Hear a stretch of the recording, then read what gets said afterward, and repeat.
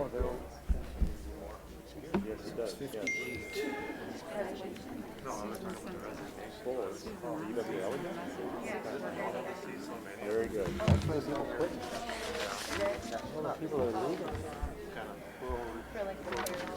All the people living here. Incredible. Oh, I don't know. No, we're not. So that's.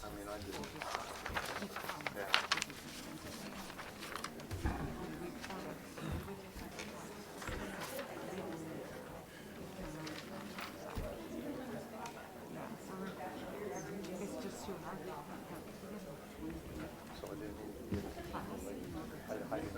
See, we're not supposed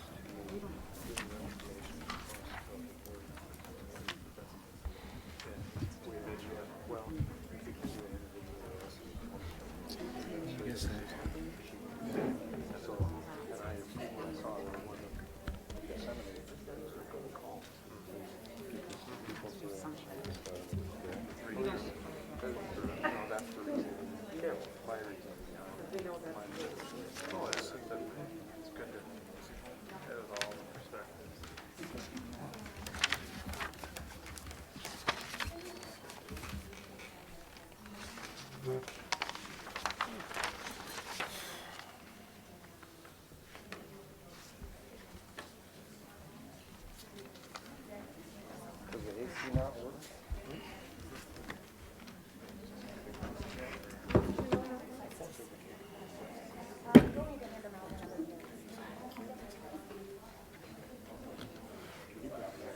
How's your summer been? Last month's been pretty rough. My mom died. Well, I do not like So, Can I we was lock taking care of this her. in I didn't know that. Yeah, so that's where I've been. I've been up just like that. She's required 24/7 care, so Okay. she just died last week. All right, it's 7 o'clock. We will start the meeting. All rise for the Pledge to Allegiance, please.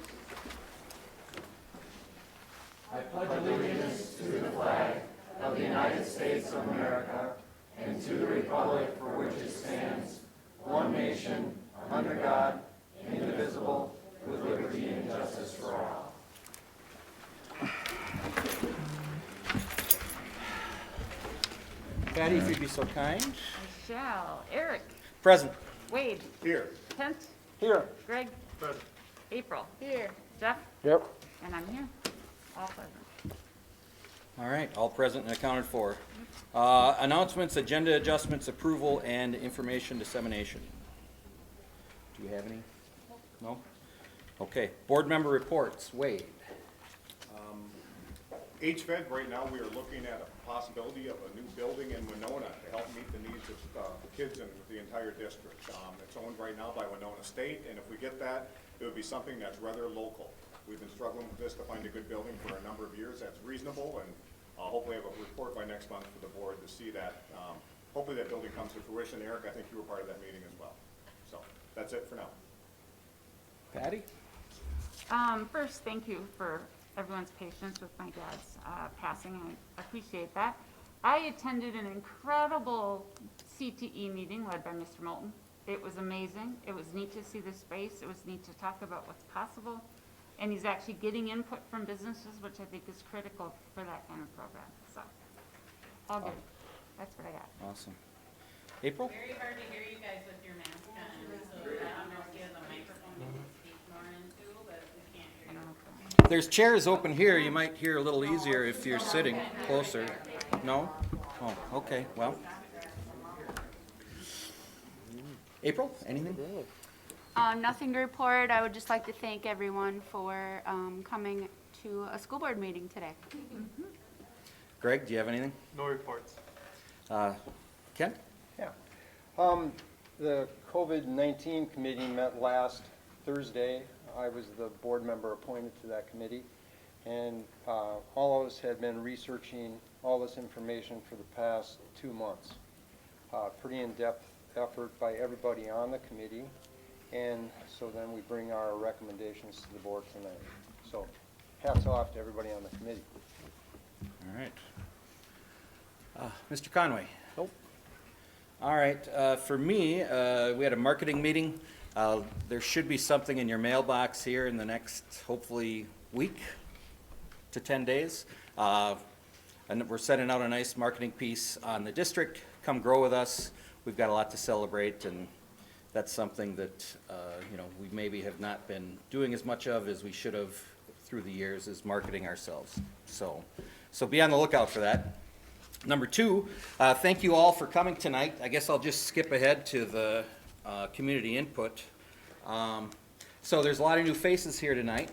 Number one, I still believe in Minnesota nice. So if you hear something that you don't agree with, please be respectful. Golden rule, pretty safe, right? Can anybody agree to that? Okay. Passionate debate is fantastic. It's the Pledge of Allegiance, I had goosebumps. Hearing 100 people say it, I mean, that's pretty cool. So I hope that we can maintain this level of participation going forward. But again, it's great to see you all here. Thank you so much. And you're all going to get your 2 minutes to speak. No personal attacks. If we don't ask questions, don't think that we're not listening. We're not here to talk. It's not going to be a discussion or conversation back and forth. It's just a business meeting, okay? But you're going to get your 2 minutes, and you'll have your input. Did everybody hand in their form that they wanted that wants to speak? Okay. All right, well, without further ado, let's start with Heather Halu. Oh, okay. Yeah. We don't have one. Well, here, use that one right there. Oh, There you go. I didn't know I'd be first. All right, good thing I sat in the front. All right, the damage these restrictions have caused far outweigh any threat from COVID. This has become a physically, spiritually, and emotionally unsafe place for our children, and the repercussions are well documented. They have been made to feel that the world is dangerous and have been made afraid of other people. Wearing masks for 6 to 8 hours a day, social distancing, contact tracing, removal of their sports, temperature checks, testing. The list is too big. It makes for anxiety, depression, and fear in our children. It has to stop. None of this was necessary, and the science proves it. The CDC found that mental health-related emergency room visits increased 31% in 2020. Ironically, in May 2020, the CDC released a scientific study stating, "We found no significant reduction in influenza transmission with the use of face masks." Yes, yet the CDC still pushes the masks because it's not about the science. We know that there has been an increase in high school suicides since all these restrictions were put in place. Even the CDC director stated, "We're seeing, sadly, far greater suicides now than there are deaths from COVID," and that was only 4 months into the pandemic. The CDC also reported that suicide is the second leading cause of death in people from 10 to 34 and increased 33% between 1999 and 2019. Knowing this, and the fact that millions of children are suffering from anxiety and depression, and knowing that transmission and fatality statistics of COVID in children, does it seem like the best decision to make our children wear a face mask for 6 to 8 hours a day? It separates them from their friends and removes a healthy athletic activity from them. Our kids are getting together outside anyway. The masks haven't been worn and they serve no purpose. It doesn't protect them, it only harms them. For the sake of our children's well-being, please don't put masks on these kids this year. 4 states passed laws preventing school districts from mandating masks. For last year, the homeschooling rate quadrupled. Homeschooling. So the longer you enforce these unhealthy decisions, the less students remain in your public schools. If you don't change these policies, you might not have a school left. I'll be emailing you a copy of my speech and all the references for my sources. I look forward to hearing from anyone who wants to know anything. Do you have any questions? No, thank you very much. Thank you.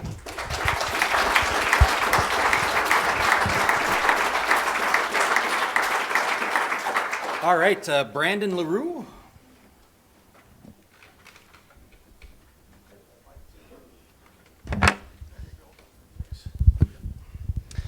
My name is Brandon LaRue. I'm a parent, coach, and business owner in the community.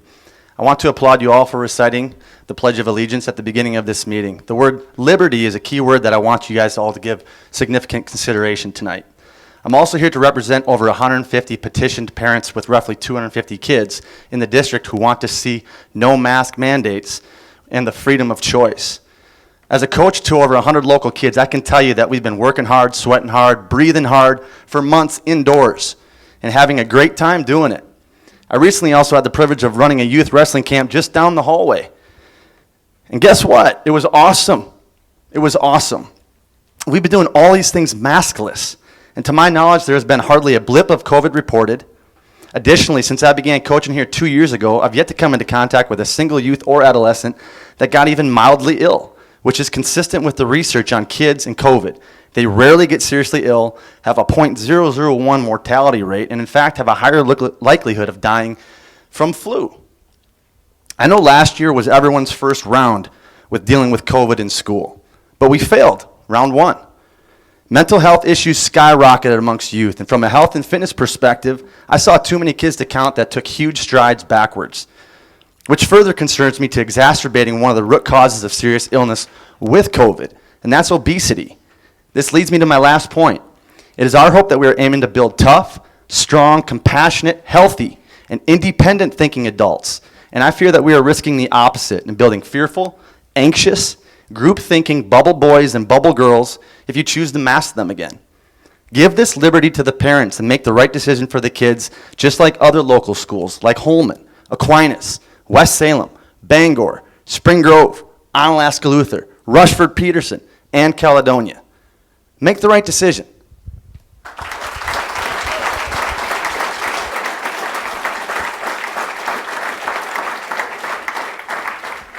All right, Jenny Curran.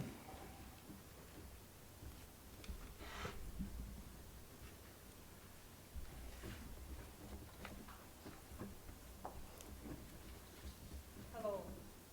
I'm here especially on behalf of my oldest daughter to request that there be no more mask mandate.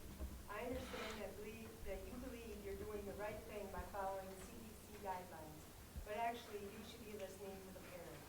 Masking should be up to the parents only. The CDC has been flip-flopping the entire time with this pandemic and have been wrong on more things and are constantly creating fear.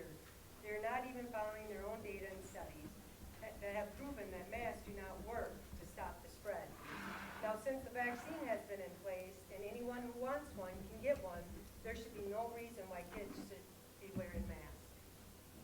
I sent all of you letters on why I believe masking should be the parents' decision only. Here's just a few points in that letter. CDC their study shows that masks does not stop the spread. The head of the NIH actually said that masking doesn't prevent the Delta variant. More studies prove that wearing masks only harm children. There was a study done in children in school for 5 to 8 hours a day, and numerous viruses were on their masks, like bacteria, Legionnaire's disease, meningitis, all deadly diseases for kids. Look at Sweden schools. They never locked down and never had no mask mandates. They had 0 deaths of children. My daughter would come home almost every day from school complaining that she had a headache, her ears would hurt, and she would cry to me saying, "Mom, please don't send me back to school with a mask." She could not hear her teachers or her other students. Do you know how heartbreaking that is when your child looks at you and begs you to not send them to school with a mask? CDC's own study shows that the infection fatality rate in children 5 to 17 years old is 0.001%. In the last 18 months of COVID, only 335 children died. In the flu season of 2017 and 18, 643 kids died. So that's pretty much double. But yet we don't wear masks during the flu season. We've never shut down schools for the flu. So why are we doing it now? I know you're saying look at the CDC guidelines and watch what they're saying, and we're in a high rate right now. Well, I did look at their list. We have 0 hospitalizations right now. There's 0 beds for COVID. The ICU beds for COVID is 0 right now in our area. So why are we pushing this mask mandate? Are we not living in the United States of America where this is the land of the free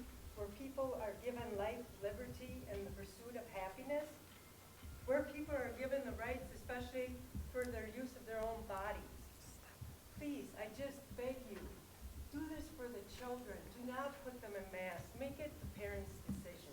Thank you. Thank you.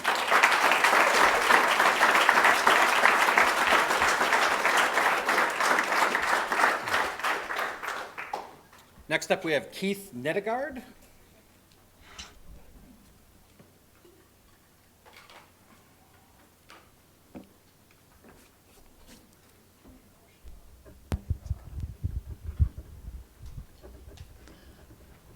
Hi, our grandson Hunter has several physical disabilities. However, his mind is the same as any other 15-year-old. He cannot wear a mask with straps because he does not have auricles or ears. He has had several surgeries where they had to drill his ear canal to open it up. Consequently, he has limited hearing. The good news is he has some hearing and he can read lips. Mask everyone up and you take away his freedom to communicate with teachers, with friends. This borders on cruelty. Psychology Today in December 2020 says we've known for decades that children's emotional well-being depends in part on neurological development, which comes from watching faces, recognizing emotions. There's enough evidence to suggest that normal child development needs children to see people expressing their emotions. What will happen to our children's development if they have far fewer opportunities to watch faces and figure out what emotions are being displayed? You've already heard the CDC has acknowledged that there's a 31% increase in the proportion of mental health related ER visits for 12 to 17-year-olds. This is between March and October last year compared to the previous year. What changed from 2019 to 2020? Lockdowns and masks. National Institute of Health Director Francis Collins, National Institute of Health Director, admitted last Tuesday that masking recommendations are based on anecdotes and not scientific data. Robert Redfield, a former head of the CDC, he's warned that the so-called field of science has become little more than mass deception fueled by thuggery and threats. Head of the CDC. So then why are we wearing masks? Because we are told to do so. And we are not allowed to question it. We are scared. We're scared for our lives, for those people we love. We are told that doing what we are told to do and supporting the national cause would save us and our families. So we blindly follow. If we are made afraid, we will be controlled. The blindly obedient always think of themselves as virtuous rather than cowardly. Merriam-Webster, definition of a coward, one who shows disgraceful fear. I challenge this school board not to be myopic, rather consider the overall well-being of our children. Instead of blindly following, I implore you to take a comprehensive view of the data and lead like many other Minnesota school boards have. Anoka, Hennepin, Eastern Carver County, Forest Lake, Lakeville, Matamidi, Osseo, Prior Lake, Savage Area, Randolph, Rosemont, Apple Valley, Egan, Shakopee. Your time is over. Thank you.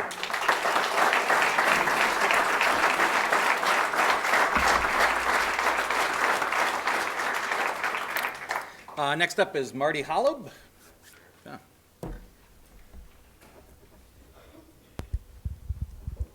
Hello, School Board of La Crescent and fellow residents.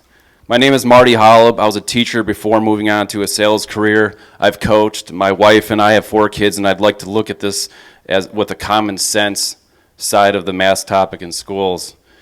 The reality is illness will never go away. COVID-19 is not a statistical threat to children, and they are impacted more by the flu statistically. And how did we handle the flu or illness in the past? Stay home if you're sick, use good hygiene, period. We can continue to live in fear and exaggerate where science doesn't agree, or we can live on. We are teaching our children to be constantly afraid of their classmates, afraid of their teachers, and ultimately afraid of school. When you look at a room of students in mass, how does that make you feel? Now compare that to a boisterous, free-faced classroom on a Monday morning talking about their weekends before school. Did you feel the difference seeing faces and expressions when the mass times calmed down? Now imagine you are a child with no voice in a masked classroom.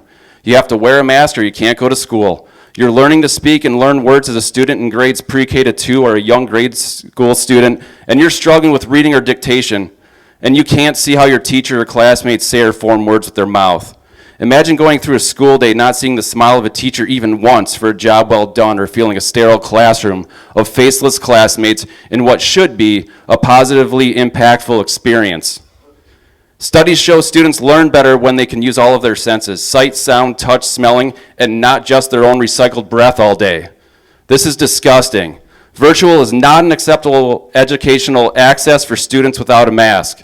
We don't need a scientist or expert to tell us that breathing through a mask is not as good for you as breathing oxygen freely. There's a reason kids don't stay under the covers forever with a flashlight reading.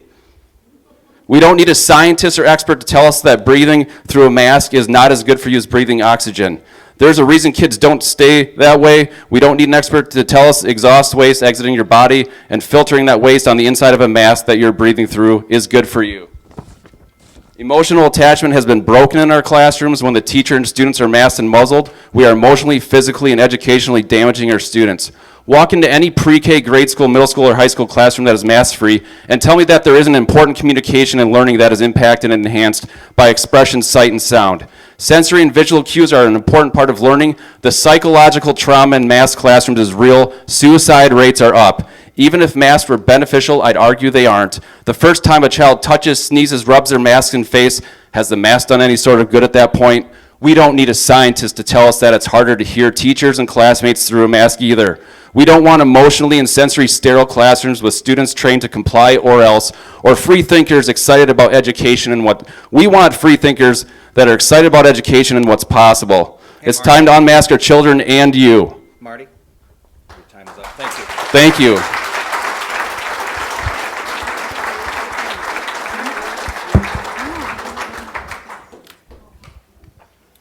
Next up, we've got Dina Bonzi Buccieri.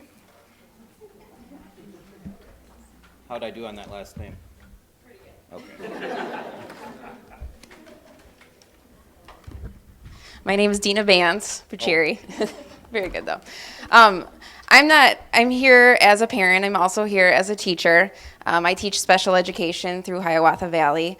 I'm not here to take these 2 minutes to talk to you and convince you about facts, because we've all formed our own opinions on that. I'm here to actually talk about the facts and data that we won't see for years to come, and that is the mental health and the social interaction decrease that the decline is going to be there, and we won't know it for a really long time. So as a teacher in the special ed world, my primary job is to teach social and emotional curriculum and education. And I'm here to tell you, sorry, I'm actually getting emotional because it was such a hard year last year. These kids cannot read your face. And when you're trying to teach social skills, you're trying to teach emotions with a mask on, it's impossible to do. Some of these kids that come to us, this is their only bright light that they see all day. And they don't get to see the love because they don't get to see your whole face. What I want to end on here really is about my own daughter. My own daughter, Maddie, has just done a beautiful job.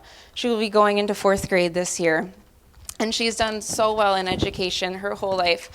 The anxiety that I saw from her last year as a mom, I didn't know what to do at one point. On such a happy day, on the last day of school, when it's usually full of smiles and talking about summer, she got into my van and she bawled. 9 years old, she bawled, and she just said, "Mom, I can't wear a mask anymore." And you know, when thinking about it, even as a teacher having to wear a mask all day, prep, lunch, here and there when you need a break, you're taking the mask down because you can't do it all day. But these kids had to, and they had to do it all day. They had to do it through recess. They had to do it through lunch. They had to do it through gym. They didn't get a break. The fact is, CDC, doctors, school board, neighbors, even my friends, they don't know what's best for my child. Only I know what's best for Maddie. And to not have that ability to make that decision of what's best for my kid and what's best for my kid's mental health, it's honestly the worst feeling I have felt for a really long time. I'd like my choice back, and I'd like the power to choose, and I think there's others as well.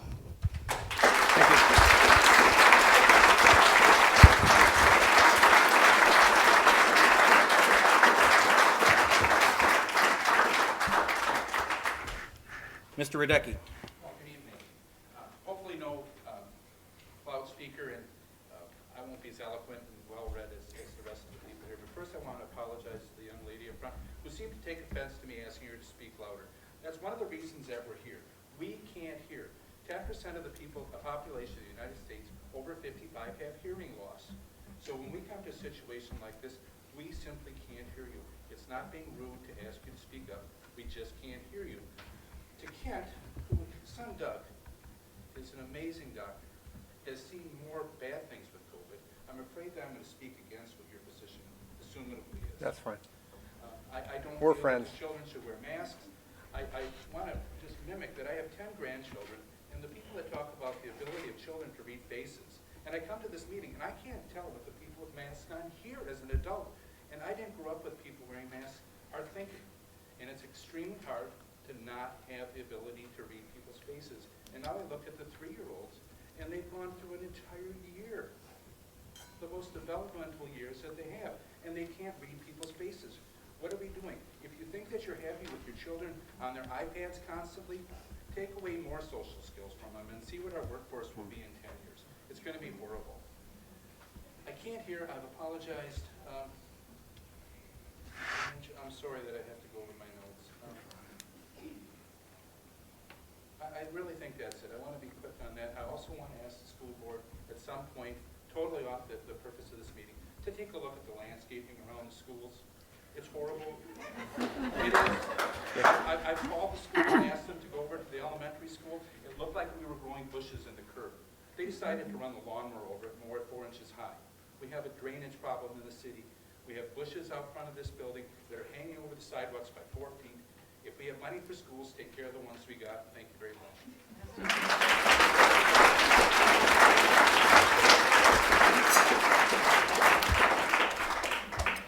Jen Ostadal. Okay, I'm just going to keep this very brief. I think that I do enough research on both sides of, I'm a parent first and foremost, business owner in town, to have an opinion, but I'm not a scientist, I'm not a doctor, so I'm not going to pretend. My biggest concern is as a parent, my daughter's mental health. This past year, she went from loving school, really bonding with her teachers, her friends, etc., to hating it. Again, my daughter, she didn't want to go to school, but I knew that I had to send her because sitting at home in her room, studying from, teaching and learning from her iPad was just a horrible idea. But I want her to be happy again in school. I want her to bond with her friends again. I want her to love her teachers like she normally does, instead of having no opinion whatsoever, and almost going to the opposite side of the spectrum and having almost like a lack of respect for the education process. So all I want to say is that I am very much for parents having the choice to do what they want regarding the mask and unmask, because their mental health is so important. Thank you.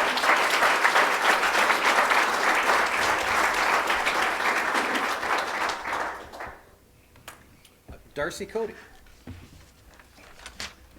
Thanks for coming, everyone. Hi, school board. You guys have seen me many times before. I consider a lot of you guys my friends, and I brought some wonderful handouts for you. I'm not going to beat the bush. Everybody has the data. Can you just take one and pass it down? There you go.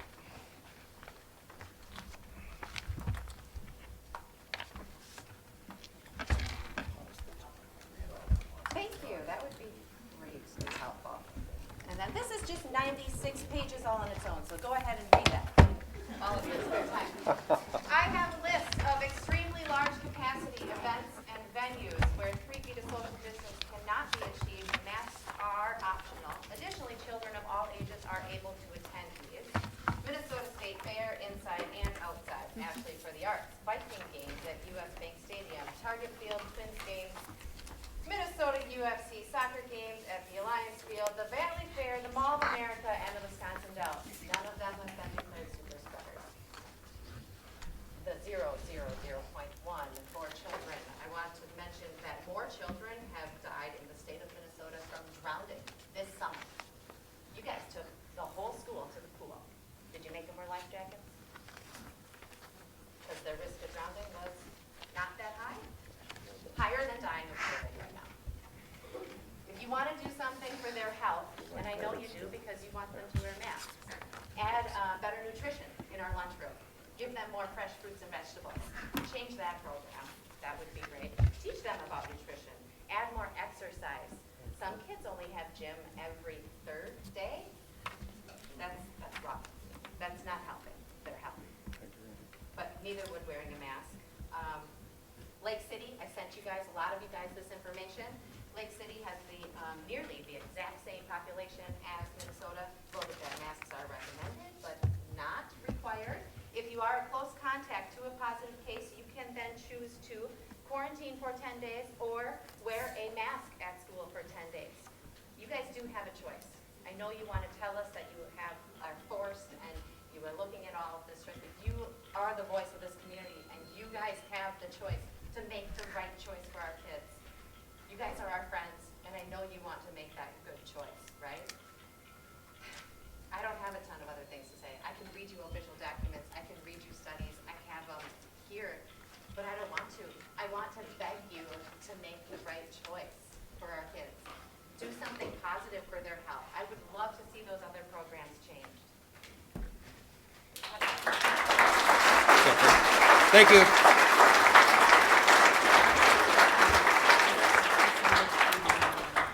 Patty Barch.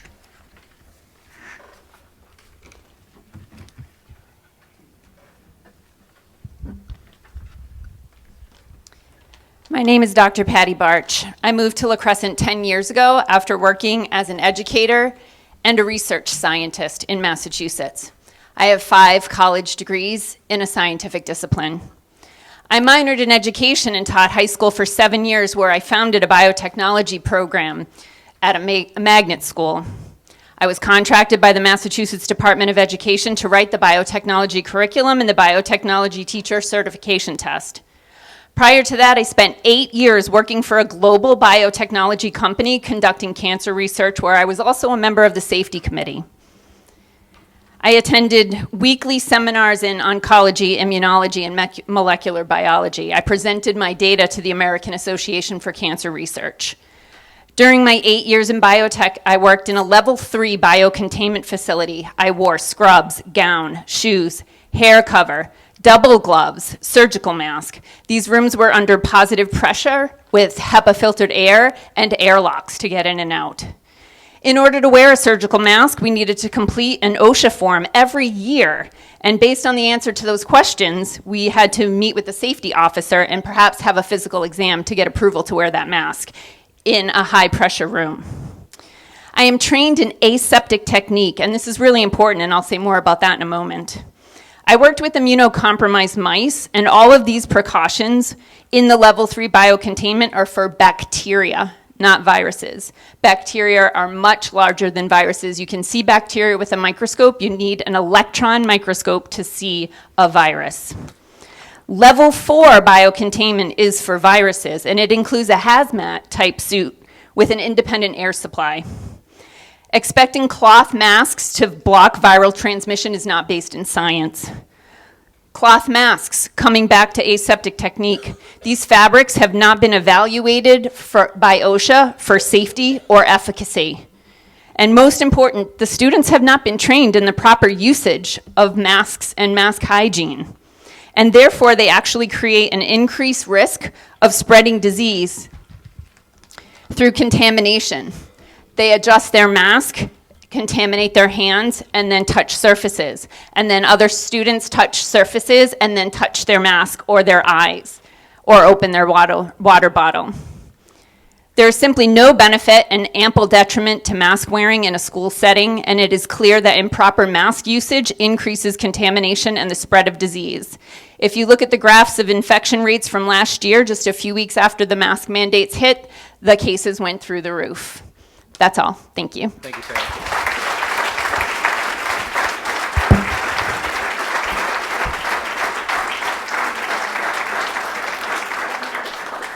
Finally, we have April Farrell.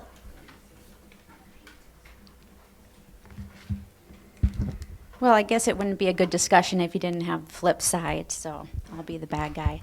My name's Dr. April Farrell. I'm a physician. I've been in practice 15 years. I grew up in this community. I moved away for 20 years and came back because I love this community. Do I really want our kids to wear masks? Absolutely not. Do I want to wear a mask 10 hours a day at work and a shield? Nope, I don't. But I do it to protect my patients. And our job here is to protect our kids. So what I'm hearing, you guys had amazing points. You're not wrong. Suicide's at an all-time high. But that's not just because they had to go to school and wear a mask. It's because they had to stay home from school. They had to do online school. They weren't with their friends for months at a time. So the American Academy of Pediatrics, the largest governing body of pediatricians in this country, 67,000 pediatricians. These are people who have spent their entire careers taking care of your kids. They want nothing more than the best for your kids, which is what all of us want. They came out with a recommendation for the back to school this year. And their recommendation is this: first and foremost, kids need to go to school in person. They have to stay in school in person. We cannot do this back and forth, online, hybrid, in school, all the way out of school. That is much of a factor with their mental health as wearing a mask. So, what do we do to get kids to school and keep them in school? There's lots of things we can do. We can wash our hands, we can sanitize, we can get vaccinated, but not all of us can. Kids 11 and younger cannot get vaccinated yet, maybe in September. But we have to protect those kids, and we have limited facets to do that until we have enough of the kids vaccinated. So I think you have to consider whether you want to send kids to school masked or unmasked and take the risk of the COVID rates going up, which they are. The Delta variant is much more dangerous in children. I'm with a group of 72,000 women physicians, and the PICUs down south are full. There are no beds. There are autoimmune cardiomyopathies that are really dangerous to kids. So it's not like there's no risk to kids. We do have a COVID unit open here in La Crosse. We had to open it back up. It was closed for months. It's open again. I hope we don't have to open 3 or 4 more. You guys have a really tough job. I'm sorry for you. Thank you.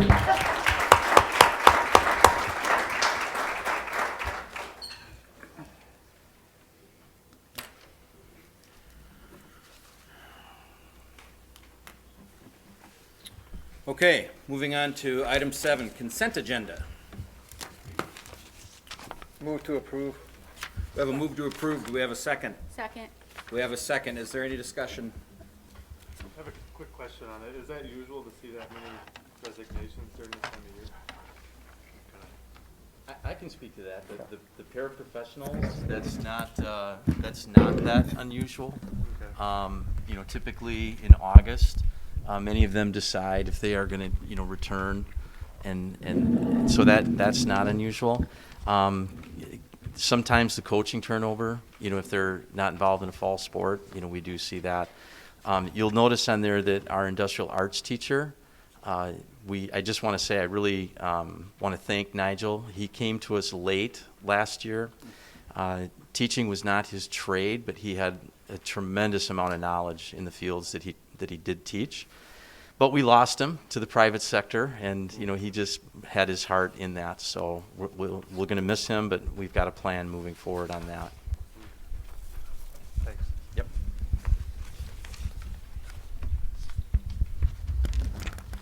I guess that begs the question, do we have another teacher yet? We do. We're going to move forward, and we're going to request an out-of-field placement for an individual that we have on staff. And he actually has been working on his portfolio to be licensed, and so that timeline will just move up a little bit. Awesome. Okay. Any other discussion? Hearing none, all those in favor, please signify by saying aye. Aye. All those opposed, same sign. Motion carries. Okay. Action item 8A, return to school plan, COVID preparedness plan. Commentary by Superintendent Eric Martinez. Thank you. I appreciate all the comments, all the communication. Obviously a passionate subject.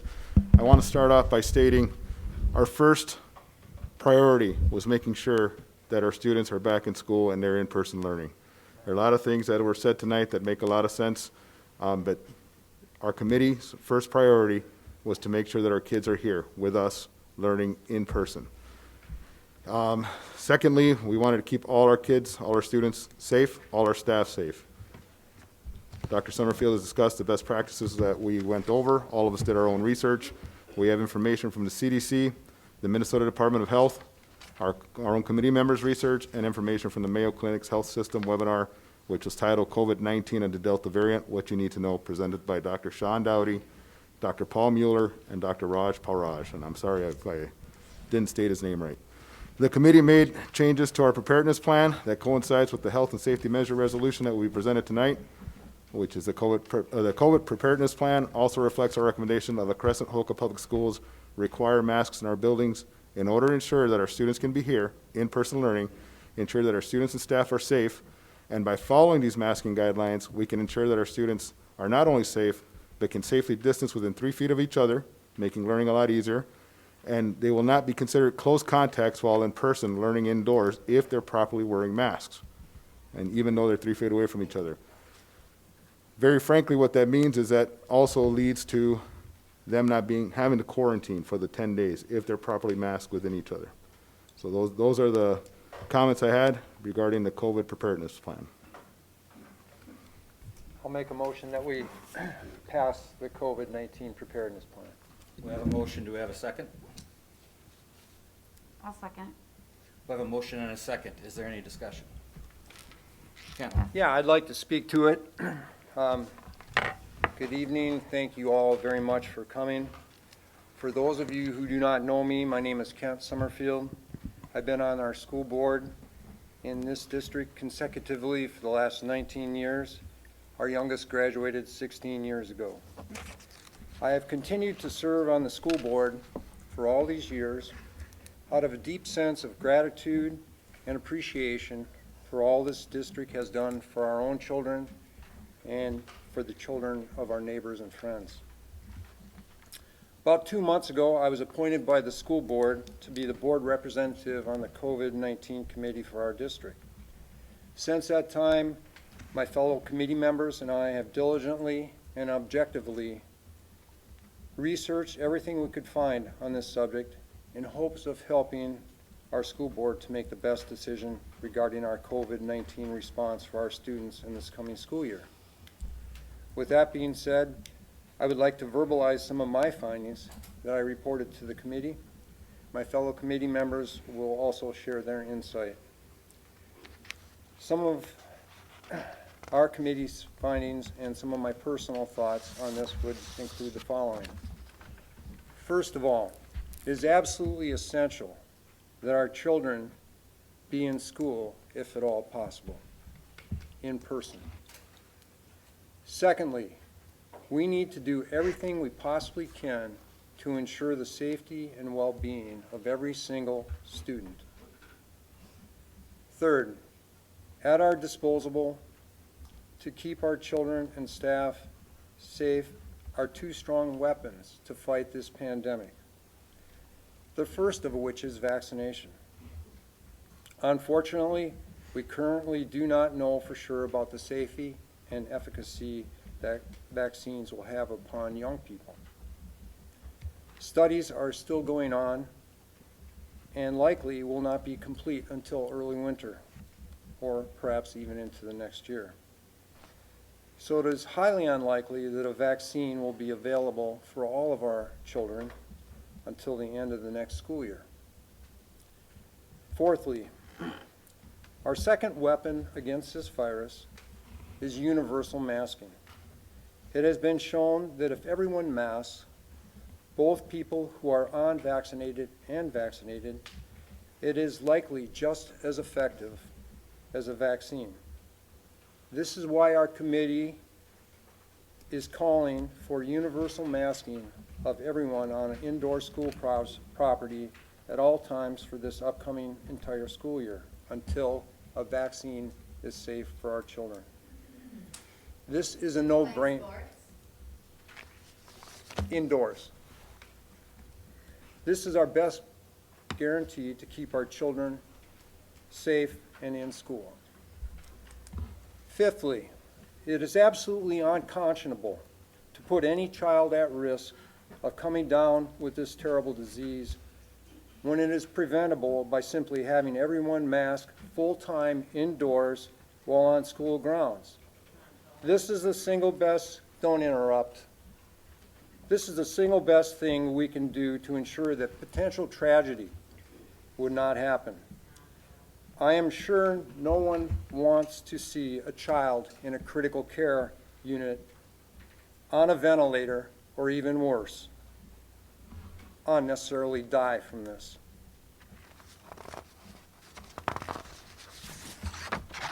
We need to lead by example and not worry about being an outlier.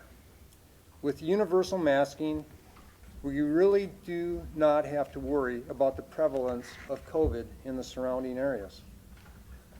Just think of the time, money, and effort that had to go into tracking down how many people had it in our surrounding region and switching back and forth between distance learning and hybrid and then coming back in person. Our administrators, educators, and support staff have better things to do than to use their talents and time trying to figure out from week to week how the district is going to respond. Our entire excellent staff need to be freed up to do what they do best, and that is educating our children. Back in the spring of 2020, I correctly predicted at one of our school board meetings that this scenario that our country is currently in regarding this pandemic would happen. I am saying now that this is likely just the beginning of the fallout from this virus. Everything points to the fact that this virus will continue to mutate and likely become more contagious and more virulent as time goes on. Therefore, we need to act now, and our response to this pandemic will likely become the norm for our society for years to come. The key for the world is for everyone that can possibly be vaccinated get a vaccine against this deadly disease. And in the meantime, universal masking while indoors is absolutely essential to keep everyone safe as possible. Universal masking will likely become a way of life for all of us throughout the world for many years to come. Hey, Thank now you. everybody gets a chance to speak, correct? Everyone's entitled to their opinion. I am a board member. All right, okay. All right. That's fine. It is my personal hope and prayer that should the board adopt this policy, that this action would inspire parents throughout our surrounding region and perhaps throughout our wonderful state to demand that their school boards and government adopt the same policy. I would close with this thought. And in the course of human events, there arise times of great crisis when people of goodwill and good character must lay aside their differences and work together to overcome a common enemy. Such is the time we are in now. Our common enemy is a tiny little virus which has wreaked havoc upon the entire world. Our part in this great effort lies before us in passing the recommendations of our committee, including universal masking indoors on all school property. Let us become a people who make their decisions based upon facts, not lies or misinformation. A people who make their decisions not for their own personal or political gain, but based upon what is best for all our citizens.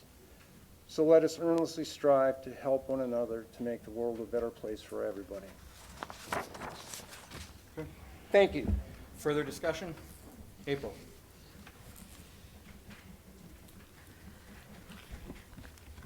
As most of you know, I'm neither a medical professional nor a scientist, and I hate masks.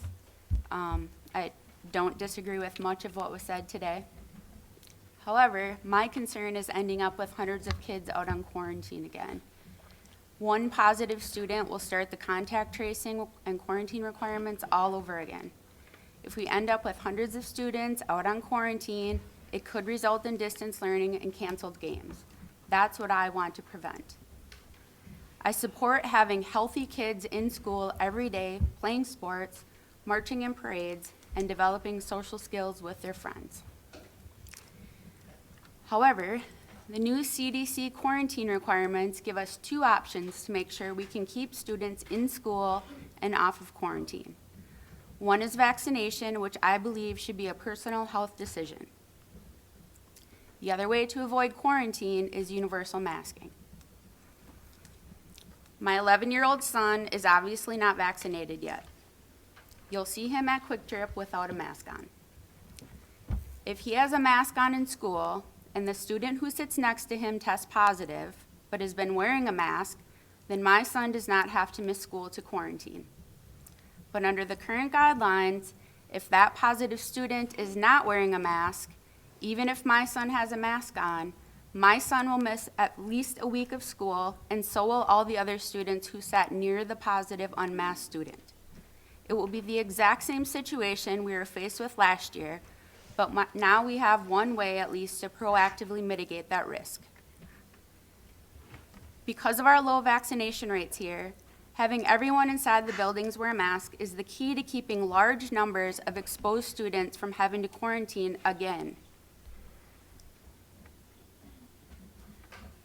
For those reasons, I do agree at this time with the committee's recommendation for requiring masks, because I do not want to go to distance learning, and I want to keep students in school. Thank you. Any further discussion? Patty? I think April summed that up really well. Thank you, Doctor. Appreciate your thoughts there, too. I will say a few things. One, just because we don't agree does not mean we're blindly following. It does mean that we have studied and understand the issues that are put forth. I agree with April in terms of the difference in quarantine. My son last year was perfectly healthy and went to school, tested positive 2 days later, and infected probably 40 kids within a 3-day span. He didn't mean to. He didn't know he was sick.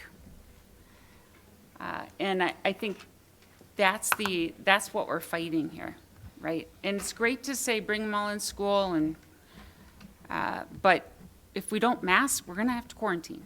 They're going to have to be at home. And I don't want that for my kids. I have a 10-year-old. I don't want that either.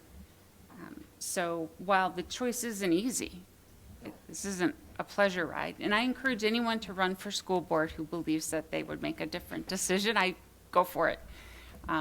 School board elections will be coming up, I'm sure.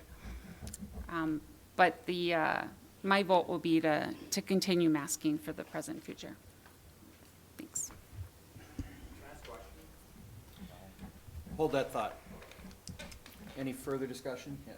To clarify, Eric, what would be the threshold that we would have to take beyond then to have the mask come back off again? I think when we looked at it as a committee, when we're looking at our transmission levels, and when we're looking at as a committee, and I'm going to go ahead and rely on Lauren right now, but as we're looking at it, the transmission levels in Houston County are rated as high right now. I think we would feel comfortable if they were low or moderate, and also if, and Lauren, you can jump in whenever you want, also if the CDC has changed its directions, or if Mayo Clinic has changed its directions. Right now, very, very truthfully, looking at a Mayo Clinic study that says we're 3.5 weeks away from what the South has, I don't see it coming soon, but that's a great question, what the threshold is. And I'd like to hear Lauren's thoughts on that as well, being our school nurse and also working with Houston County Health. Thank you.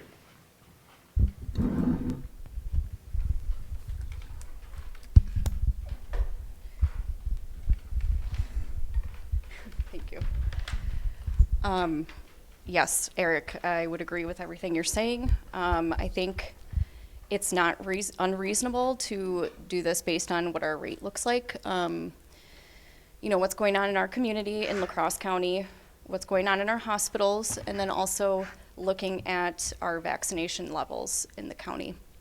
And if you don't mind, I actually have a little spiel. Is that okay if I run through that? Yeah. Okay. Make it snappy. Okay. Please. So it is my role as the school nurse and the COVID coordinator to promote the safety of the students and staff in the district, and thus the safety of the La Crescent community as well as relay information and counsel decision-making members of the district regarding COVID-19 recommendations from the CDC and MDH.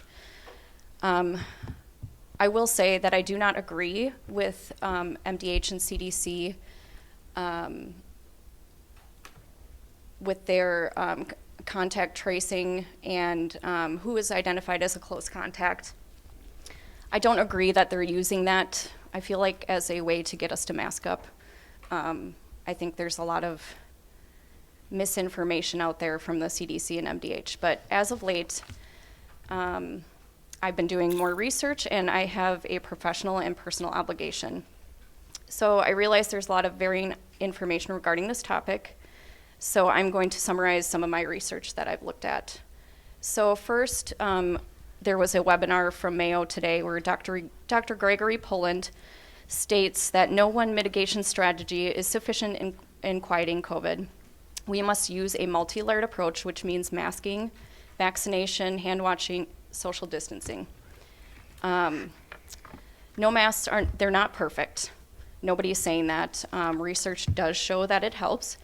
And according to JAMA, the Journal of the American Medical Association, when masks are worn and combined with other recommended mitigation measures, they protect not only the wearer, but also the greater community. There's a specific article that I can share with you guys that summarizes studies which promote the use of masking and mitigation strategies. So second, we are seeing surges of Delta variant and are now beginning to feel this pressure in Minnesota as well. As an ICU nurse, in addition to my role as school nurse here at Gunderson, I can tell you that every day I get multiple requests to come and work, and that's been going on all summer. And I can also tell you, as Dr. Farrell stated, that we have reopened our COVID unit.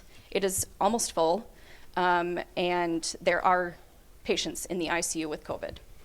I take care of these people most days that I come to work. According to the Mayo webinar that Eric mentioned, we can expect a surge to peak here at the start of the school year. So I don't think now is the time to disregard masking. I think that's just, again, one of the pieces of the puzzle that we need to use to transition this pandemic into an endemic that's more manageable. So what does this mean? Again, it's projected that the Delta variant is supposed to hit our school or our community within the next 3.5 weeks. It's going to spread through the 11 and under group. True, it's been generally mild for our pediatric population, though there are outliers. And I think that it has been our position that we are not, as a district and a school board and myself, that we are not willing to take even just the low risk, the 0.001% risk. There are students within our community that are, there are students in our community that are high risk, and we need to protect them, and we also need to protect the community as well. The final thing I wanted to mention is that there are a surge in breakthrough cases as well. So vaccinated people are getting reinfected. So that means that our elderly population is going to be the first that are impacted. Even if they're vaccinated, they're going to get reinfected, and with the Delta, it could be even more of a dangerous outcome for them. And in addition to the elderly, the immunocompromised as well will be affected. So it's not just about the kids, it's about our whole community. And I'm not saying one way or other what the school board needs to vote to do, but I think we all need to take risk and weigh it and make a decision. And that's pretty much it. Thank you. Thank you, Lauren. Any further discussion, Greg? I have a question. How long is this recommendation for? Are we going to be voting on it again? Is there a plan to reconsider it? Can you repeat the question? Is there a plan to reconsider this within like the next board meeting, 2 months? How long is it? I guess that would be up to you guys to decide. The committee recommendation is that we go with this to start the school year. I don't see it being an issue, and we have a couple of committee members here. I don't see it being an issue being reviewed every month by the school board. That's obviously well in your guys' management plan. That's your scope. So my recommendation would be at least every month. But if the CDC changes its guidelines to, for example, say you only quarantine with one, if you're unmasked, you quarantine. If you're masked, you're good. Then I think we should come back and revisit the decision. I, for one, would be more comfortable, not requiring it. If the CDC requirements changed to only be the masked person doesn't have to quarantine, the unmasked person would have to, I would be more open to a choice. But I think if that happens, if CDC changes its guidelines, I'd like to revisit it, but at a minimum monthly. Does that answer your question? Yeah, Hold on, Ken. I think the COVID committee will plan on meeting on a monthly basis, okay? And the trigger point would be when every child that possibly can be vaccinated is vaccinated.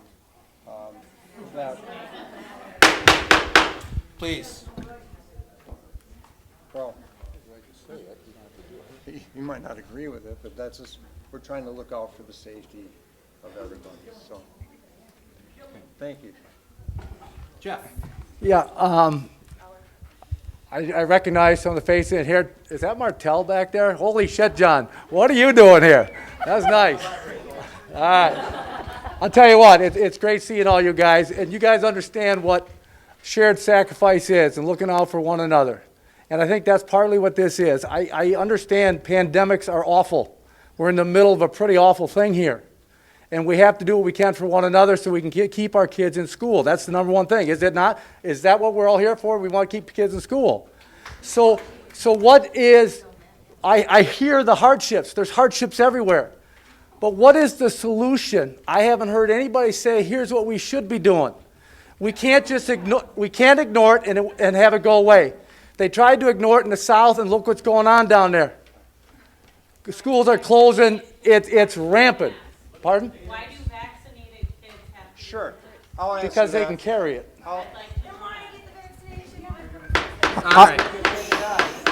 I will answer that for you.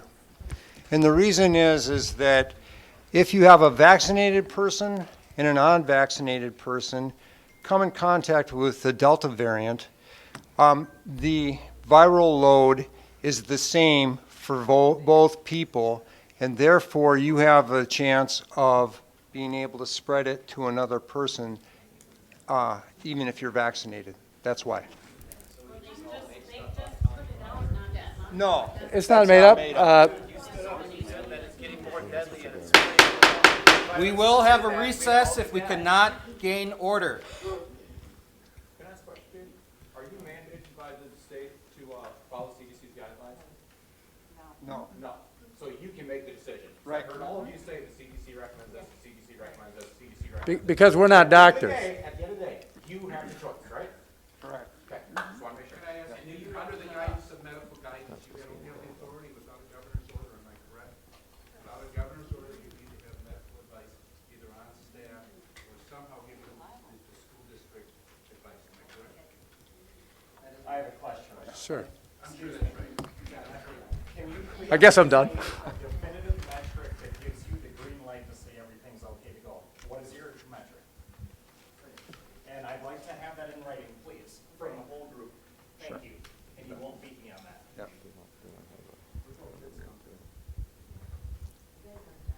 Tell me what it is. I am.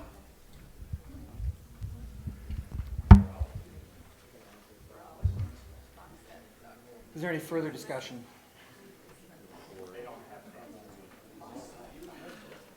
I'm sorry, what, sir? I said, do you have a definitive metric that gives you the green light that says everything's okay to proceed? What is your metric that you're basing your decisions on? I believe earlier Lauren said, I want to see it in writing, a metric that tells you that everything's okay to proceed. What is that metric that you guys are basing decisions off of? okay. So, This is a learning curve for everybody. And just let me finish.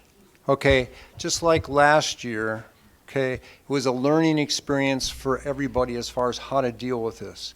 We don't want to see a repeat of that. We want to keep kids in school as safe as possible.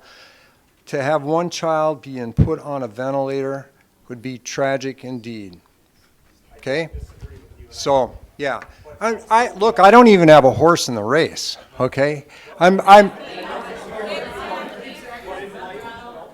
Yeah, absolutely. In life, we make decisions based on facts. Right. Realistic information. Right. What's your metric that says we can take that next step to say, okay, we're moving forward? What gives you the green light? Tell me what that is. so one of the metrics is going to be, I believe Lauren said, can you let me finish? I don't like, I believe, I want to know. Amen. So, Lauren, hi. So I believe that if I heard correctly, if we get to moderate or low for infection rates, that's one of the metrics, okay? Another metric would be how many bodies. CDC tracker, so you can look that up on the Okay. CDC website. Okay. Another metric would be how many bodies do we have out of the building? If CDC guidelines change. Yeah, if CDC guidelines change, Vaccination rates as well. vaccination rates, So right it'll be, now, we are at 36.1 fully vaccinated in Houston County. okay. That's not enough. So those are some of the metrics. Can I give you, everything? No. But it's going to be, we're going to be looking at this every month. I mean, clearly it's a passionate topic. And I've got 3 kids in the high school myself. It killed me to see them at home. I would want them out of the house. I do not want to go back to hybrid and all that business. That's, Every parent get a choice. I'd rather have my kid quarantined for 10 days, once a month, than wear a mask every day. We're just asking for the choice.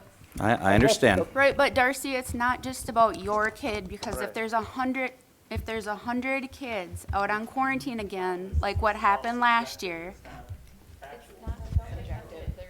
I'm sorry, can I finish? If we end up with 100 kids out on quarantine again, like last year, we're gonna have to go to distance learning.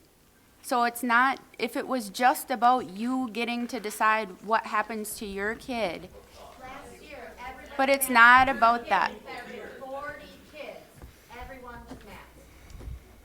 Right, but the CDC guidelines, right, that's what we're following. But then the district,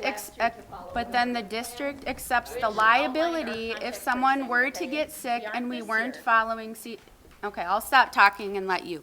I'd like to point out too, and just so you, like, some of you have. Eric, to can take we your vote? mask down to talk because just to convey your message too, like, that's what the kids feel, but they don't Sure. have the choice to like take it down to even talk. They just, like, yell at them. Nobody's going to be kicking them out of school. Keep them up and talk about everything you just did with the mask. Eric, can we vote? Yep, hold, Marty, one last question or comment. We've heard a lot of common sense, free thinking, individualized thinking from parents tonight. I'm hearing a lot of regurgitation from the board tonight, not a lot of common sense, practical approach here, and it's disgusting. My biggest comment here is you need to think long and hard about what the parents are thinking and bringing forward to you. What is the percent of parents that spoke on one side of this issue? Think about that. Disenrollment will affect this district, and you should be prepared for it. We are organized, and we are a large volume of parents in this community. You better think long and hard about your decision right now. Okay, let's go to vote. Roll call vote, please. All right. Who's down there? Jeff? What are we voting on? We're voting on it. Oh, yeah. Can you, Yes. Kent? Yes. Greg? No. April? Yes. Patty votes yes. Wade? No. Eric? yes. So what's that vote? It passes. 5-2. Motion passes 5-2. I would like to add a comment at this time after that then. Go ahead. Meeting monthly is not appropriate on this topic, I do not think. I think we can easily call a meeting with 3 days' notice for a board notice to say that we can meet more often than that to change what occurred here. That's the thing. I want to be clear though, I want to be clear. You guys will see me as a referee. I know all of you yelled at me and don't agree with me half the time anyway. But that being said, I don't agree with what a lot of people in the science you brought here as well. At the same time, I don't like how we don't have an end game to this. That's what I'm looking at. I want more of an end game. And if we can even, I'd be willing to meet weekly, whatever it is, as long as we can continue to review this. For God's sakes, we all want to keep people safe here. All of us want to keep kids safe. Darcy, I know your kids and things like that. If it was my kid here, he graduated, I'd make him wear a mask. It's my choice. He was vaccinated, so am I. I wish all you'd be vaccinated. It's your own damn choice, though. At this point, though, I want an end game to this. It's a very, look, we all know each other here, for God's sakes. Let's try to get along, but we got to meet more often to make sure if something changes, we can react quickly. I 100% agree with that, Wade. All right. Well, that's, okay. Before you have the next meeting of any size like this, would you have them run the air conditioning? Amen.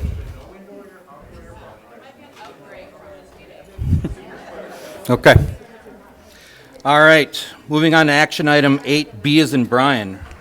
Resolution 21.04, health and safety measures for the 2021 school year. Commentary by Eric Martinez.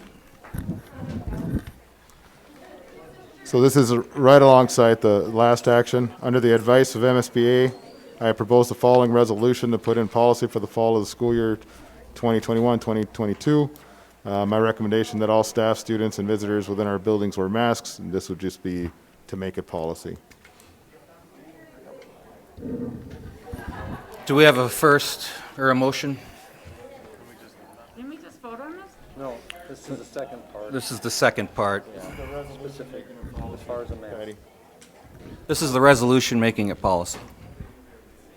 We just voted on the plan. Vote on the plan. Now we gotta vote on the Mask is policy. part of the. That's what MSBA recommends, just so that we have it as policy. All right, I make a motion to approve the policy. All right. Health and safety. We have a motion. Do we have a second? Second. Second by Kent. Do we have any discussion? I have a discussion item. Yes. Is it possible to add language in here requiring us to meet frequently, more frequently, or, yeah, if guidelines change, or that we need to bring it back? Well, I feel like we're pretty mobile. I mean, we can react pretty quick. Well, but can we put it in writing, is what I'm It's in the asking. resolution under section 2. When you do?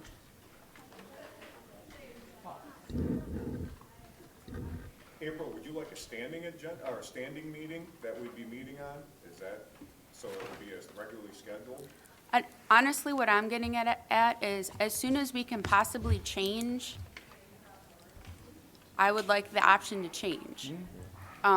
Whether that be because CDC guidelines change, whether that be because our vaccination rate goes higher or our infection rate goes lower. Like, the minute that happens, I want us to be not only able to meet, but required to meet to revisit the decision. So And if I you, would if you ask- look at section 2, it has the superintendent and school board chair notifying the rest of you guys if anything does change or any different health and safety. So it could go either way if it gets more serious or if we do indeed, which I think we're at the highest level now. So hopefully I'm not, hopefully I'm not wrong there, but I think we're at the highest level now. So this would be in order to make it, us go lower in the level. So if everyone agrees that that's what that means, then I'm okay with it. I don't think there's a person here who doesn't want to get back to normal Agreed. Yeah, I So- guess, yep. as fast as possible. I would ask one thing, and maybe I just haven't seen it. So these metrics that we're using to measure this, the rate in the county, the rate of vaccinations, all that sort of stuff, do we have one place on our website where we can go and see those updated?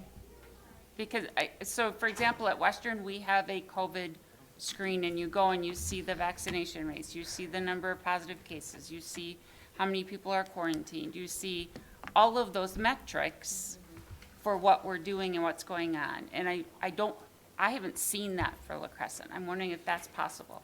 We had it for last, sorry. Yep. We had it for last school year. It needs Oh, to be last year, updated. every week. Where, can you speak in the mic? So it's on our website, you're saying? Yep, on our ISD 300 website. Can you pull it up? Brittany's got it. So there was a document that showed the weekly rate for Houston County, which is what we were following for case rate and learning plan changes. With that, they have done away with that now, and so now we are looking at the COVID the CDC tracker, which looks at each county. And like I said, that's not on our website yet, so we need to update that. And then also we're looking at Houston County data, which is also found on the CDC tracker that will let us know how many people are vaccinated in our county. So I would ask that be simpler. So can you just have something that says La Crescent, Hoka, COVID metrics, and I click and it says, here's the case rate for Houston County. Here's the link to the CDC still having us at high. Here's the number of people or the percentage of people vaccinated. I mean, because right now I get overwhelmed. Yeah. Maybe that's because I'm stupid, but No. just something more easy to go and say, here I would it agree. is. Would be great. And then we have a COVID dashboard too, letting us know how many cases are active within the schools. But Is that on the website? that is, Can you pull that up, please? and nothing's been reported all summer, so we have no data. So it's not working at the moment. So can we please get that working, whoever needs to? Okay. And the current case count should be like current active, not cumulative. Right, Right? agreed. Because we don't care who's positive, I mean, we care, but. If they're healed. We don't want to count who was positive a month ago. We Right. want to count who is actively positive, and so the old site and metrics had it cumulative, which doesn't really tell you the story you want to know. We actually have two different tabs on there. So there's one that's cumulative, and then there's another one that goes, I think it's like 7 days, so. Okay, I just don't Every recall s- seeing that. Yeah. Okay. Thank you. Thank you, Lauren.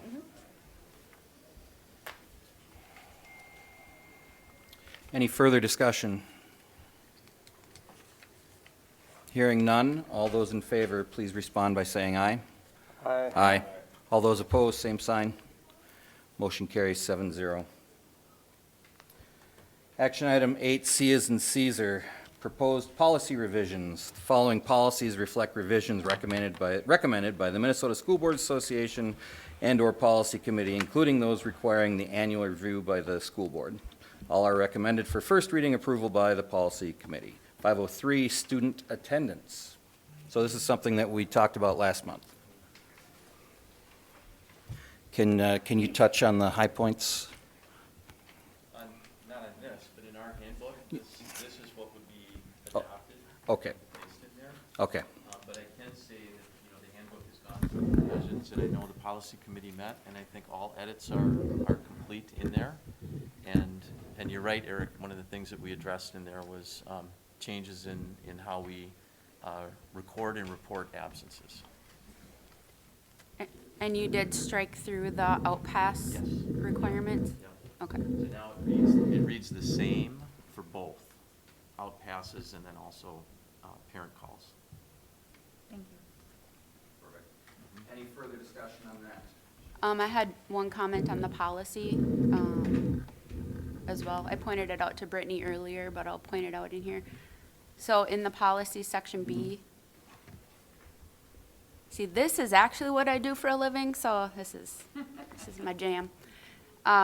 Okay, so attendance procedures shall be presented. There is no procedure as an addendum to the policy. So are we really saying the handbook? Otherwise, we should take out the requirement for the procedure.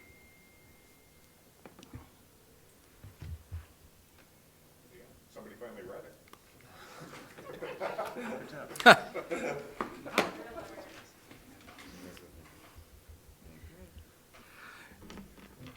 So it should either be amended to say the handbook. So the handbook somewhat gets into the procedures that they follow for attendance, like call this number, press number 1, leave this on the recorded message. So that, to me, that is a procedure, but it's in the handbook. So we could just change the language to say attendance procedures shall be covered in the handbook, something. To just note that procedures is found in the handbook and not as an addendum to this policy. Does that make sense? Yes, it does. So we'll make those changes then? Is everyone all right with that? Do we need to vote on that, or? Oh, first reading, right, okay. Okay, everybody good? Okay, moving on to action item 8D as in Delta. I'm sorry? Yeah, don't say Delta. Move to approve that. Don't say Delta. Move to approve. Do we have a second? Second. I'll come back. All those in favor, please respond by saying aye. Aye. Aye. All those opposed, same sign. Motion carries 7-0. Okay, action item 8D is in Delta. 2021-22 Elementary Student Parent Handbook. Commentary by Principal Jeffrey Kopp.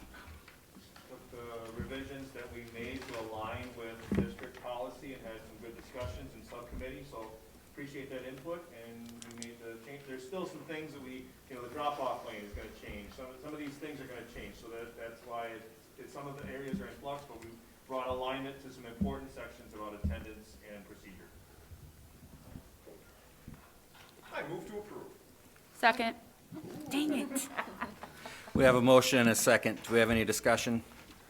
Any discussion? Hearing no discussion, all those in favor, please respond by saying aye. Aye. Aye. All those opposed, same sign. Motion carries 7-0. Action item 8E is in Edward. 2021-22 Secondary School Student Parent Handbook. Commentary by Principal Steve Smith. As stated, as revised, it's gone through the policy committee as well. Move to approve. We have a motion. Do we have a second? Second. Second. Any discussion? So they mirror the policy then. For those of you that are still here, thank you for sticking it out. What we did last month, if you weren't here last month, we had some concerns as parents when you go to sign your kid out for a dentist appointment. I didn't like being questioned and having to give proof, that I really did take my kid to a dentist appointment and not to a Grateful Dead concert or something. That really bugged me. And so that was kind of the gist, and so that's why not that I would take him to a Grateful Dead concert, but that's why we did this, so just. And we added mental health language Yep, under and- the excused absence. Right, and we added that too. Yep. Okay, all those in favor, please respond by saying aye. Aye. Aye. All those opposed, same sign. Hearing none, motion carries 7-0. Moving on to action item 8F as in Francis, Certified Staff Handbook, commentary by Superintendent Martinez. We just cleared up some language and also added some lockdown information that's more in accordance with our ALICE procedures. So nice job to Steve, Jeff, and Brittany for helping update that. There's a lot to go through, as you can see, but I think it's a very helpful document for our staff. But that's the gist of it. We changed the building security to be more, you guys did ALICE training prior to COVID coming, so now it's going to be time to start putting in some of those procedures. And can you refresh everyone what ALICE training is? Sure. ALICE is, and if I get it wrong, I know Jeff and Steve will help me here, but it doesn't have to be in conjunction or in any role, but it's alert, lockdown, inform, counter, and evacuate. So it's basically a more active way to respond to any emergency that might occur in a building. It's more of, in the past, you were told to lock down and hide. That is not a good way to do it. Alice is more proactive. If you could use Alice, Jeff, Steve, or anybody running the building, any could direct people to evacuate as soon as possible.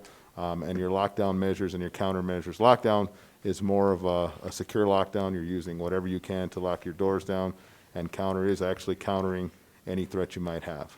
So very good training. I think it's very beneficial for our school community. So we made sure to put that in, and we'll make sure to start training people because we didn't have the opportunity to do so last year. So a lot of those things have not become muscle memory yet, and that's going to be our goal to do so. Very good. Move to approve. We have a motion. Do we have a second? Second. Any discussion? I went through the Alice training, and I thought that I would be one that would run towards the sound of an explosion, and I found out that I was not. We're not surprised. Right, yeah. Neither was my high school football coach. But so it's just, hopefully we never, ever have to face, something like that happening here. But, things happen, and so it's just, it's a good thing. And I'm happy to hear that we're going to get that started rolling. Okay, did we vote? I'm sorry. No. Okay, all those in favor, please respond by saying aye. Aye. All those opposed, same sign. Hearing none, motion carries. Moving on to action item 8, G as in Godfrey, substitute pay. Following table shows the district's current sub-pay scales. Per employee contracts, it is designated that district employees subbing for other employees will receive their regular rate of pay unless the regular rate is less than the sub rate of pay. Commentary, can you tell us what we've made the change there? Yeah, we took a look, based on your guys' direction from last month, we took a look at the surrounding schools. The Wisconsin schools were, and I forget the number. Brittany, do you remember the number? Yeah, I think the hardest one was the special ed for La Crosse was at 130 or 135. Everybody else was in that 125 range. This would make us highly competitive with all the area schools, and we hope, and I hate doing that, but we hope that it makes it to where our schools are going to be getting, we're not going to be waiting on if another school district's going to call the sub or not. They'll hopefully jump on board when we put something out on Teachers on Call. So we do believe this will make us very, very competitive. And I know we didn't ask this last time, but did we confirm that the other pay rates were also competitive? Yes, you did ask that, and we did look at the rest of Okay. the subbing. Yes, we did. So no changes to those, but we did up the. Yep. So again, for those of you who still are here, we talked about this last month, and last year we had a lot of trouble getting subs to come in. La Crosse is paying $125 or $130 a day, and we're at $110. So it doesn't take much to, know where you want to go if you're a sub. So twofold this decision. One, makes us more competitive, so we get the subs. Two, hopefully it takes a little load off our current staff. I think teachers are notorious for coming to work if they've got pneumonia or whatnot because they don't like the idea of a sub. Then they really didn't like the idea of a sub if there wasn't going to be a sub. Kathy, is that a nod of yes or no? Yes? Okay. So that's why we did that. Okay. Any further discussion? Move to approve. Move to approve. Do we have a second? Second by Greg. Any further discussion? Hearing none, all those in favor, please respond by saying aye. Aye. Aye. All those opposed, same sign. All right, motion carries. Action item 8H is in Horatio, letter of assignment. Abby Weffel. Weffel? Weefel. Weefel. School-age child care and enrichment coordinator, commentary by Beth Thied. Replacing Alex Wilson. We're very excited to bring Abby on board starting on Monday. We're fortunate she's got a very strong background in working with mental health and building relationships with kids and families. Okay. Do we need to vote on this? Okay. Do I hear a motion? I'll motion. Is there a second? I'll second. Okay, we got a motion and a second. Any discussion? So Beth, you're happy with this candidate? All right. Any further discussion? Alex was good, though. Alex will be missed. Yep, she was 12 good. years of service. Wow, where did she go? She was getting her master's degree at Viterbo. Okay. All right. All those in favor, please respond by saying aye. Aye. Any opposed? Hearing none, motion carries. Item 9, administrative report. Steve Smith, high school principal. Mostly for your review, but, you know, just to circle back on our industrial arts position. As I mentioned, we're going to have an out-of-field placement. We'll be able to fill those courses. We did have to reduce sections in some other areas. Right now, we are able to cover most of the math sections that then opened up as a result of Mr. Moulton is going to be moving over into the industrial arts position, and that's been a passion of his. So I'm very excited about that for him and for us. But I will say that for this semester at least, we've got a plan, and other staff have been able to fit it into their schedules, and we'll be able to make that work with overloads. I haven't even looked at the second semester because, quite frankly, I don't care right now. I just want to open school in 3 weeks. Yeah. So we'll look at the next set of problems, and we may have to approach with like a long-term sub if it doesn't work out. But just for your awareness. I have a real quick question. So on, can you remind me what Mr. Moulton is trying to do with local business leaders? And Yeah, he hosted, well, actually, Mr. Moulton is here, you know. Mark, would you mind just sharing a little information from that meeting? Last 2 weeks ago, I hosted a CPE with a bunch of local businesses, setting up 2 different advisory groups. One is going to be for revamp our curriculum, and one is going to be to start school-based business within ours. So some of our 8th grade STEM classes are going to start producing things and things that almost like an entrepreneurship experience, where they're going to go through your achievement curriculum, and it's going to go from starting designing a project all the way through selling and the accounting side of it and all of it.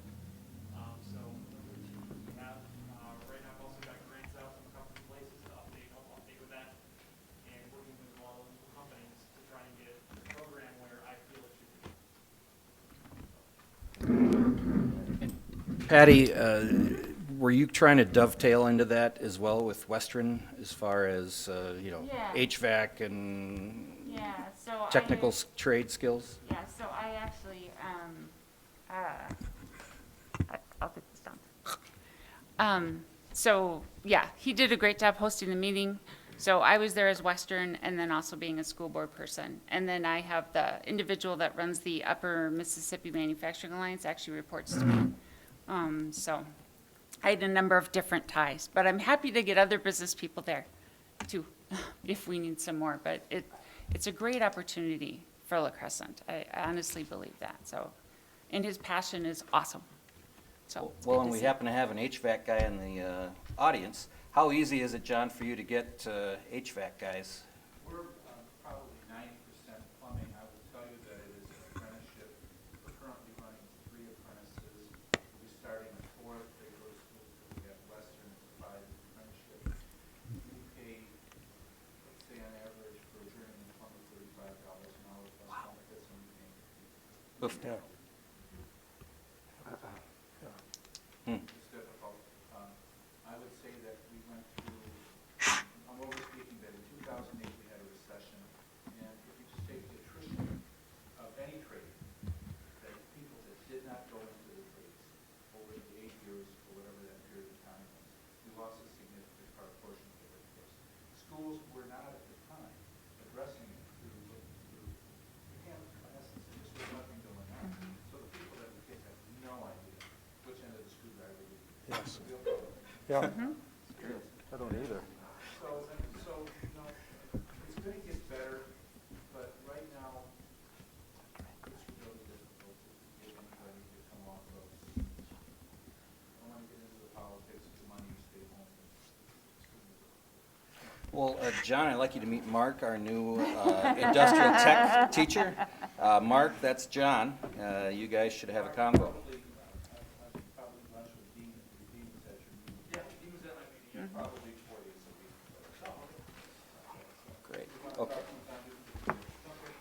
Okay, yes, Yeah, Kent. I'd like to thank Mark for moving over there. He's been one of our very excellent educators, and it's been so hard to keep good industrial technology teachers here employed.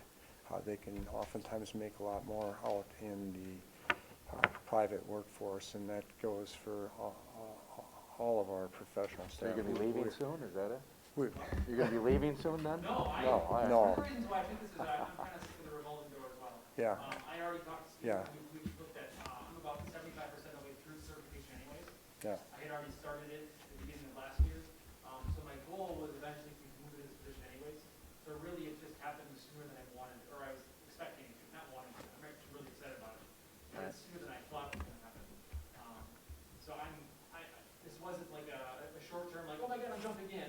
This has been kind of a plan in the making with Steve and I and Josh, for a while. So thank you very much. One thing I wanted to just mention, and we can bring it to a future meeting, but if I understand correctly, he's got a beautiful room to do some AutoCAD and that, but he has no computers, correct? Yeah, so it's empty, the room. So I'd like to, at some point, have some conversation about how we either fix that, whether we apply for some grants or foundation, or get businesses to sponsor or something, because you can't teach it if there's no computers there to teach it on, and it's a skill that's used by so many different professions. So I'm just throwing that out there. District 300 Foundation Yeah. has money to give, so that would There we be a go. good place. We just had a meeting this week, and that would be a good spot to request some. All right, I'll get one in. Awesome. I have I'm a, very used to writing grants at this point. Yeah. I've got 3 out right now that should come in the end of August. Good. I have one comment for you, Steve, and I know there's been a lot of controversy here tonight, but the moms are really mad about homecoming, and that the fact that it's on Apple Fest weekend and that it's on Friday night. So what normally happens is it's on Saturday. It's like a mini prom, right? They get their hair done, they get their nails done, they go to dinner, they get a group together, then they go to the dance. And by having it on that Friday, they're not able to do that. So I just wanted to pass that along. I know there's pros and cons, but it kind of caught parents unexpected. A lot of kids already had their dresses and appointments, and it's caused a lot of, I mean, in comparison to some other things, that is causing a lot of issues. It's, you know, but. Understood. So let's ask an awkward question. Did you know you put it on Apple Fest weekend? You know, with homecoming, no, we established Okay. that in the spring. All right. But, you know, just for everyone's awareness, as we came back online with varsity football this year, right, we didn't have, you know, we didn't have a schedule that was set a year ago. So as we put that together, we had 4 home dates, and it really came down to, you know, with homecoming as a choice, it came down to 2 dates. And I know in working with our student council advisors, they've done a fantastic job, I think, over the last, I mean, prior to the pandemic, I don't know if you guys remember all of the things that they've brought back in, you know, to homecoming, and have had, I think, a very big impact on school spirit and community. And the idea was, looking at those 2 home dates at that time, we want that to happen sooner rather than later. And so it came down to the 17th as really the best choice that was available for that. With the dance, I can tell you there was much discussion, and I just want to be clear, I'm not the dance overseer of everything. I just show up and chaperone. That's typically what I do. But looking at Apple Fest and some of the activities, we're going to be in the building on Saturday, and the dance, they really wanted to try, hey, let's do something right after the football game. So I think the girls that have bought dresses, it's not that it's going to be informal. I know it's going to be inconvenient with hair appointments and everything else, but hopefully, you know, they'll go right from the game, you know, to the dance on Friday night, and they'll have a great time. But I know that's one thing that they wanted to really try. I've also been hearing a lot of complaints from Apple Fest itself saying that the school is taking away people from the town festival. Sure. And then also with the confliction of the coronation being on Saturday Yeah. and taking away from all the events that the candidates have to participate on Friday, and want to let you know about Right. that as well. Yeah, I appreciate that. Yeah, it is a challenge. I mean, obviously, if it isn't something that works out, I know that absolutely we'll look at those things and reconsider. I know they've already been talking about, bringing back a winter formal as an opportunity that, we haven't done, for a while to add that experience. I think we're anxious to do a lot of things together again. I mean, last spring, for us to pull off a prom and an in-person graduation, I Yep. still am not sure how we did that, but, yep, we're obviously sensitive to that. One thing I've asked Josh to look into, and we've talked with our football coach, is there a way that we can move that kickoff up and have that game start earlier and then hopefully help with some of those things. So we're going to be in communication with Lewiston to see if that's okay with their coach too, and try to make that accommodation as well.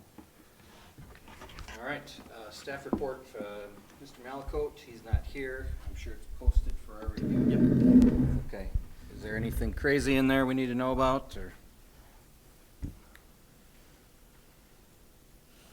So we got 59 kids out for varsity football? Oh, 7 through 12? 7 through 12. Okay.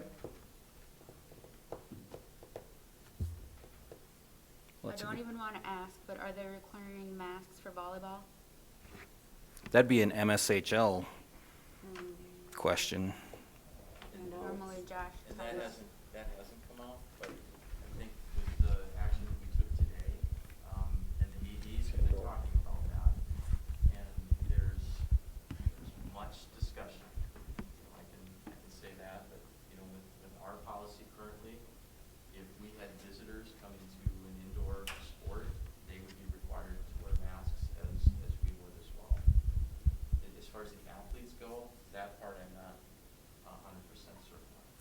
Well, but at least they're not going to be limited to 2 per athlete. Right. So Yep. that is a gain. Okay. And if our students go to an away game and that town doesn't require masks, That's exactly where we are. And Okay. that's why there's a lot of discussion. because it should be equal for both teams, right? You shouldn't have to have Correct. one team in masks and one Right, team so not if in we masks. go, like, for example, if we play at Rushford Peterson, and currently their guidelines indoors are recommended, then people can walk in the door, and athletes, could So a choose. home team's requirement. Correct. Okay. All right, Principal Kopp. I just want to empathize as a former AD that it's difficult to pick dates, but I think we tried that Friday dance to try and increase enrollment of the dance. But it's good that we're having a dialogue because I know they want to get it right and kids want to be able to do everything. So appreciate that feedback, and I had a hunch that there was a reason for that because we wanted to align our Great Green Run and Roll with that. We still will run the Great Green Run and Roll on October 1st. We're looking forward to the band coming by. The elementary is, boy, it's a race to the finish, race to the top, right? And every day, a tremendous amount of work is being done at that site. And I've been assured that we'll be able to move teachers in on the 26th of this month, and then we'll be ready for kids on the 7th of September. So I spent a lot of time kind of touring and trying to give encouraging photos. Want to also, let's see, let you know that we have a new teacher hired for 2nd grade. Excited about that. We spent the day today at the event center, gathered together to work on our reading curriculum and instruction. So the teachers are getting that learning that they need to do before school starts. Also, want to let you know that we hear the parents the importance of social emotional learning. And we are having a second step curriculum to address that. That's going to be taught by the classroom staff. Just very grateful that we're going to have a building that's going to be completed soon. And I want to just show you the pictures. The before and after is striking from where we were from a year ago. And I just wanted you to see that.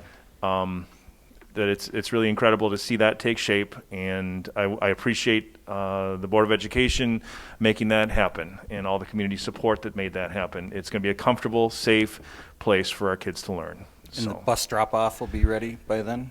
We will start the school year how we ended the school year. We have a plan for that. And each week, it will get closer to having it as it was originally intended, with the Oak Street drop-off. But we have a good plan, I think, to start the school year. And we're just really, really hoping that they keep working as hard as I've seen them working in the past month. I saw them paving. Yeah, there'll be a staff parking lot on the corner of 6th and Oak. Okay. So that'll be nice to get more cars off the streets. You'll notice that there are some simulations on 6th and Elm and 4th and Elm to just kind of calm the traffic, and that's with safe routes to school. I had some input in that. Community input is the time is now to kind of scan your barcode. If you love it, if you hate it, let us know, because we want it to be a safe place for kids. Those are the orange cones?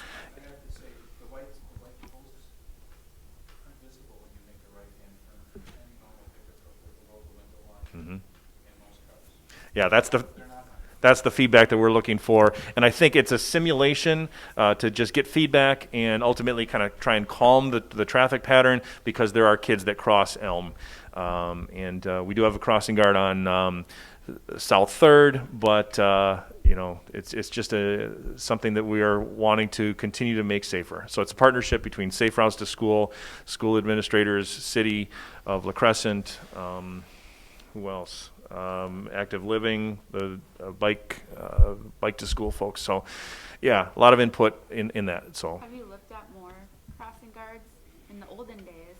the 6th grade used to be the safety patrol. You betcha. The captain of the safety patrol. Yep. And so we would, in the morning, and then after school, we would have those, and I know now they're here, Yeah. right? Yeah. But, I mean, are there any staff available that we could have?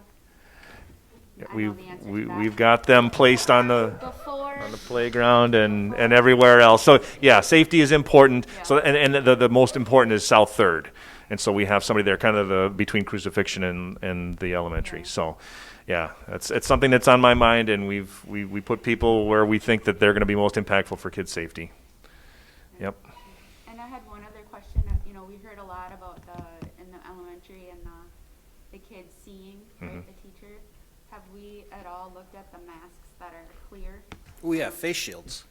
Yeah. So that Yeah, there's like for example, a speech teacher has a clear shield so that they can to address some of the concerns about the phonics. And I will say this: we have with our updated facility, and even in last year's facility, we have audio enhancement. So when a teacher is talking in a very gentle voice, it sounds like this in the classroom.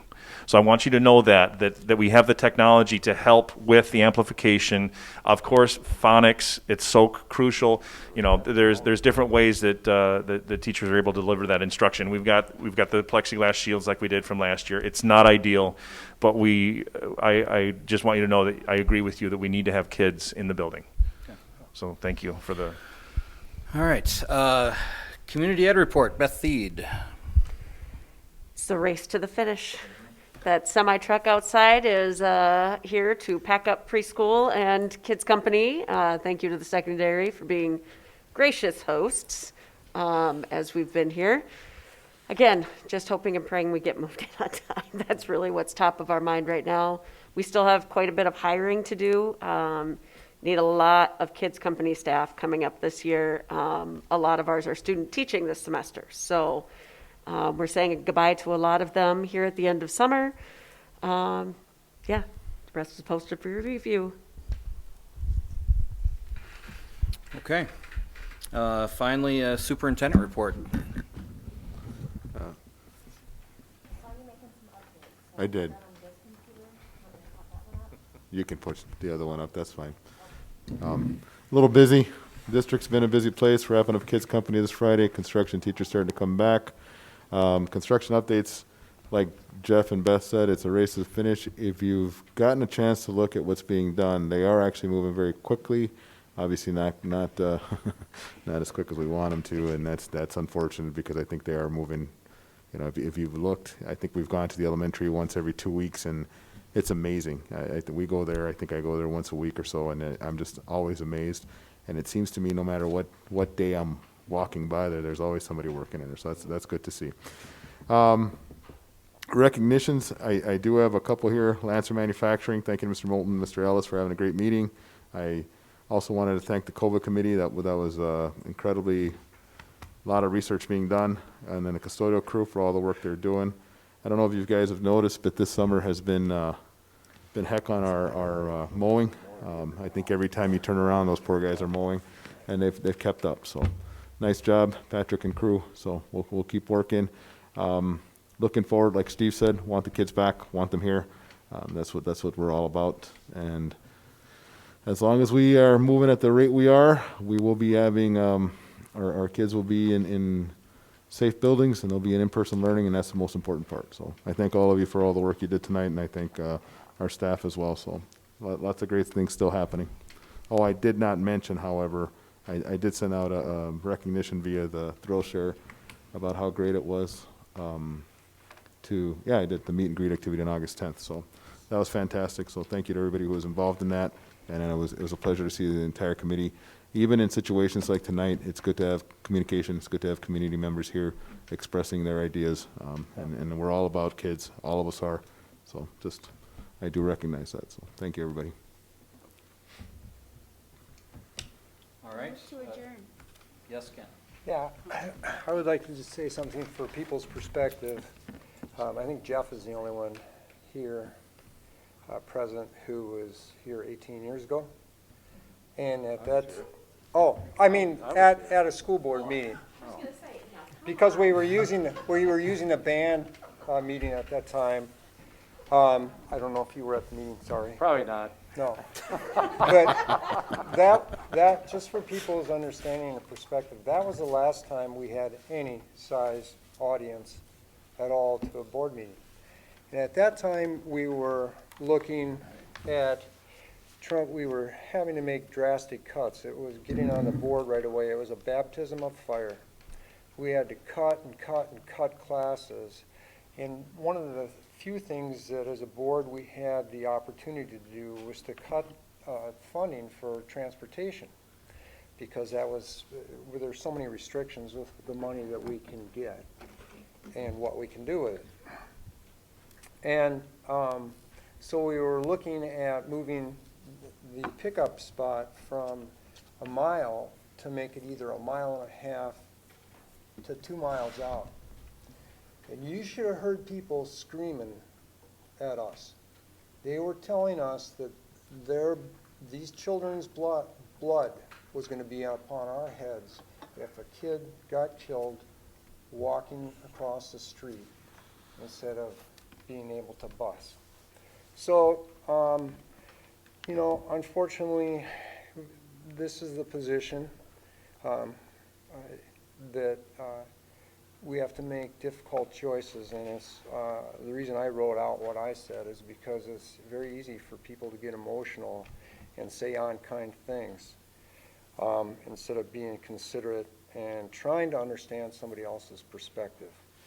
And yes, I did have medical consultation on this along with all my own research. I talked to some incredibly gifted, top-notch medical doctors whom I know personally, and people from Johns Hopkins, from Mayo Clinic, Harvard, and so, when we have to make difficult decisions, there's so many conspiracies and misinformation out there. That is really tragic. And it makes it all the harder for people to come together instead of honestly trying to work together to resolve an issue. And if somebody has better ideas about how to do things, hey, we really need to look at that. We need to consider what people are saying, and they're right as far as the mental health concern about these kids. They need to be in school, and that's they need to be by their buddies and have fun and play. And but unfortunately, nobody wanted this stupid virus to come down upon our entire world. But on the Lambda variant that's out there right now is a variant of concern. Gamma variant is going to be a variant of concern. I sent all the board members that information of, 3 or 4, 5 pages of whatever it is I did this summer. And it's not like I took and I know there's a lot of people really pissed off at me, and that's okay. You handle it well. Well, you want it, I'm just trying to do the best I can to try to help our community and everybody's kids and grandkids. And I would hate like heck to see one little child on a ventilator or worse die. So if we can prevent it just by taking these meager actions that we're able to for hopefully a short time. But so I'll just close with that. But I was up till 12 o'clock last night writing in what I was going to say, and it's not like I didn't do the damn work. And it gets, when you work as a servant, nobody does this for the glamour of it, for Christ's sakes. You're just trying to do the best with the information that you're given, but continually reassess the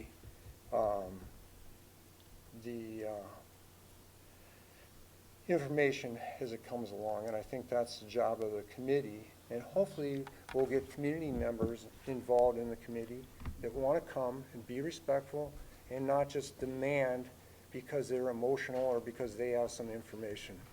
So, Okay. Thank you. Anyone else? Look for a motion to adjourn. I'll make a motion to adjourn. Second. All right. Don't want to do that again. Thank you, everybody. What a-